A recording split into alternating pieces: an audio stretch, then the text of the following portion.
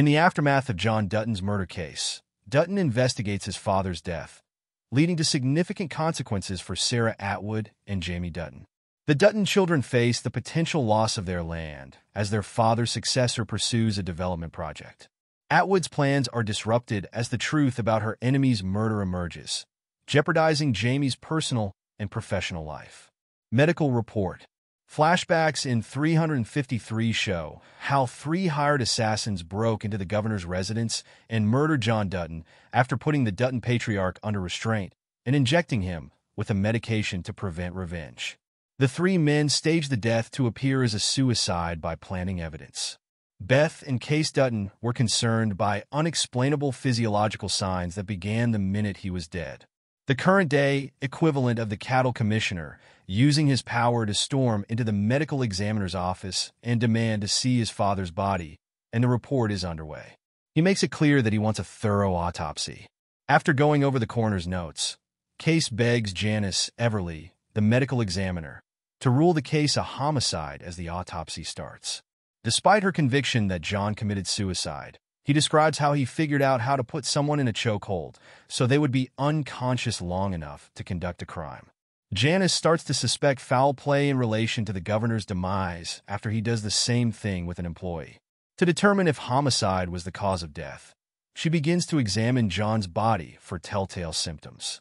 She soon changes her mind about the death after discovering traces of restraint and injuries. Since John's cause of death remains unknown, the matter is now under examination as a possible homicide, as Janice has informed the lead detective. The new inquiry begins when Case finds out that the weapon discovered at the scene of the crime was stolen from his office. Then, against Beth's wishes, he quickly approaches his adopted brother, Jamie Dutton, to address the Attorney General in an attempt to absolve himself of responsibility for their father's murder.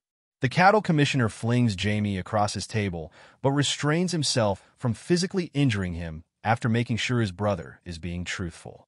Case departs from Jamie's workplace. Stephen Rawlings becomes the new governor of Montana after the death of John Dutton, and Case is appointed to investigate the circumstances surrounding the death.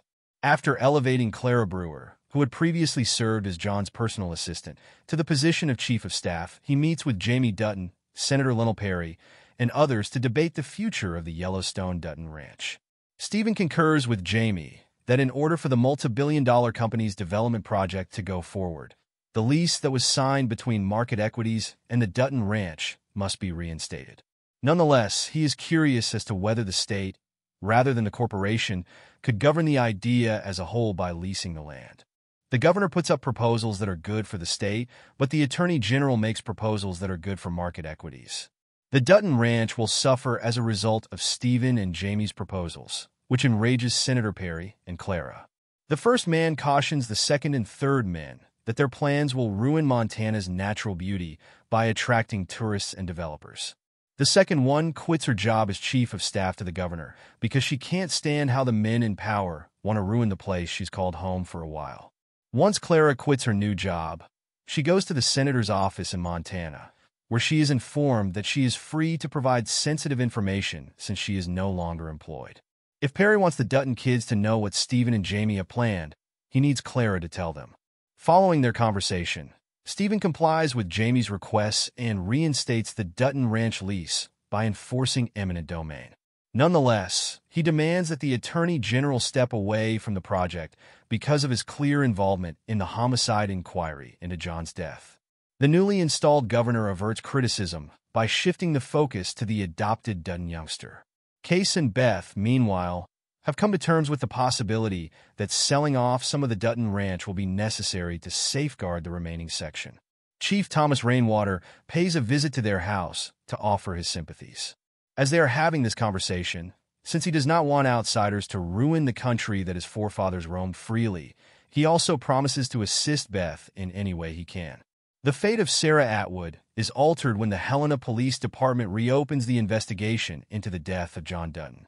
After murdering the Dutton patriarch on behalf of the businesswoman, Grant Horton is understandably outraged by the news that the governor's death was ruled a homicide. His covert business is finally exposed by the authorities, and he will have to figure out how to clean up the damage. As Sarah and her coworkers discuss resuming their company's development endeavor, Sarah finds out about the probe. She feels distressed by the current situation, inflaming the situation further when Jamie reappears and accuses her of having the power to ruin his career after Sarah murdered John without consulting him first. Jamie questions why she did it. According to her, she would only do things that he himself desired. According to the businesswoman, she put her life and career on the line to remove the roadblock that was preventing him from advancing politically.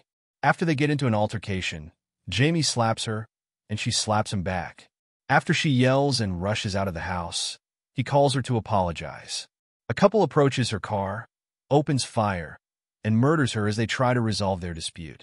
Even though no one knows who killed Sarah, it's clear that Horton sent them so the police wouldn't be able to link his business to John's death.